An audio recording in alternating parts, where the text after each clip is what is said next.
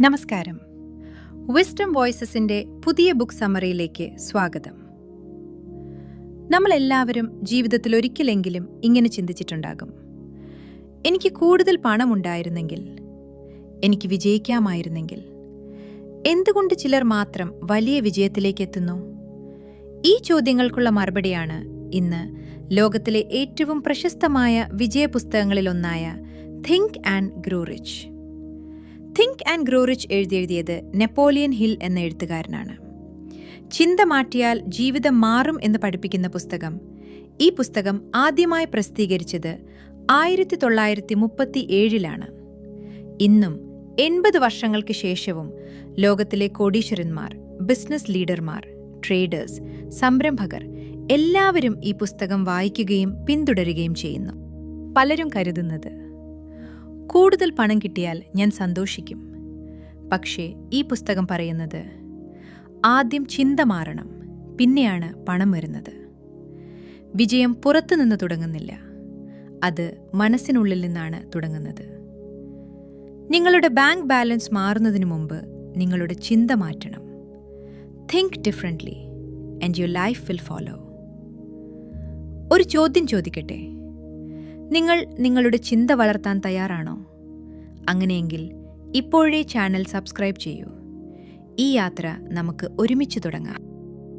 Chapter 1, ആഗ്രഹം. ഇപ്പോൾ നമുക്ക് നേരെ വിഷയം തുടങ്ങാം.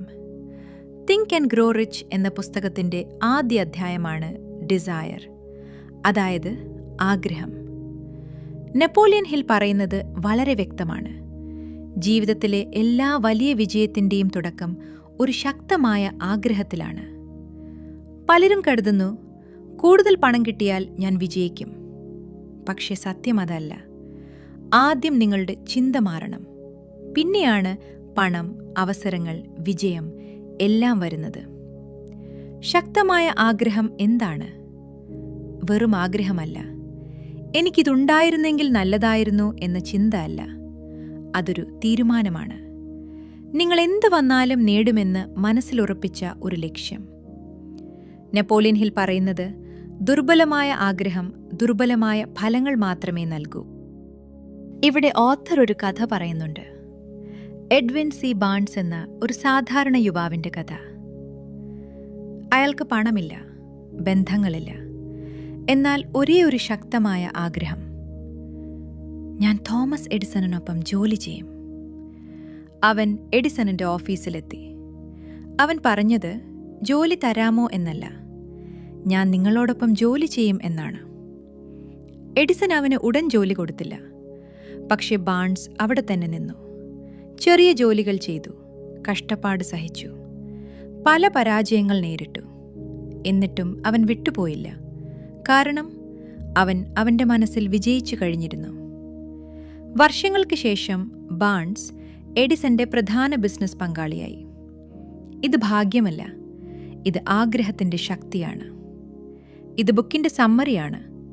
അതുകൊണ്ടാണ് ഈ പറഞ്ഞ എഡ്വിൻ എന്ന ആളുടെ കഥ ഇങ്ങനെ ചുരുക്കി പറഞ്ഞത്. ആഗ്രഹത്തെ യാഥാർത്ഥ്യമാക്കുന്ന 6 ലളിത ഘട്ടങ്ങൾ നെപ്പോളിയൻ ഹിൽ വളരെ ലളിതമായി പറയുന്നു. 1-ാം ഘട്ടം. ഇവിടെ പണത്തിന്റെ കാര്യം വെച്ച് പറയാം. നിങ്ങൾക്ക് എത്ര പണം വേണമെന്ന് വ്യക്തമായി തീരുമാനിക്കുക. 2-ാം ഘട്ടം. അത് നേടാൻ നിങ്ങൾ എന്ത് നൽകാൻ തയ്യാറാണ്? സമയം, പരിശ്രമം, ശീലങ്ങൾ. 3-ാം ഘട്ടം. ഈ ലക്ഷ്യം എപ്പോൾ നേടുമെന്ന് ഒരു തീയതി നിശ്ചയിക്കുക. 4-ാം ഘട്ടം. ഒരു വ്യക്തമായ പ്ലാൻ തയ്യാറാക്കുക. 5-ാം ഘട്ടം. ഇതെല്ലാം എഴുതി വയ്ക്കുക. 6-ാം ഘട്ടം. ഇത് ദിവസം 2 തവണ വായിക്കുക, രാവിലെയും ഉറങ്ങുന്നതിനു മുൻപും. ഇത് മന്ത്രമല്ല, ഇത് മനസ്സിനെ പരിശീലിപ്പിക്കുന്ന ഒരു ശീലമാണ്. നിങ്ങളുടെ ചിന്ത പതുക്കെ മാറും, നിങ്ങളുടെ പ്രവർത്തനങ്ങളും മാറും. ഈ അധ്യായത്തിന്റെ പ്രധാന സന്ദേശം, പണം ആദ്യം വരുന്നില്ല, ആദ്യം ആഗ്രഹം വരുന്നു. ശക്തമായ ആഗ്രഹം ചിന്തയെ മാറ്റുന്നു. മാറിയ ചിന്ത പ്രവർത്തനങ്ങളെ മാറ്റുന്നു. മാറിയ പ്രവർത്തനങ്ങളാണ് വിജയത്തിലേക്ക് നയിക്കുന്നത്. ഇത് തിങ്ക് ആൻഡ് ഗ്രോ റിച്ച് ആദ്യത്തെ ചാപ്റ്ററാണ്. അടുത്ത അധ്യായം ഫെയ്ത്ത് അല്ലെങ്കിൽ വിശ്വാസം.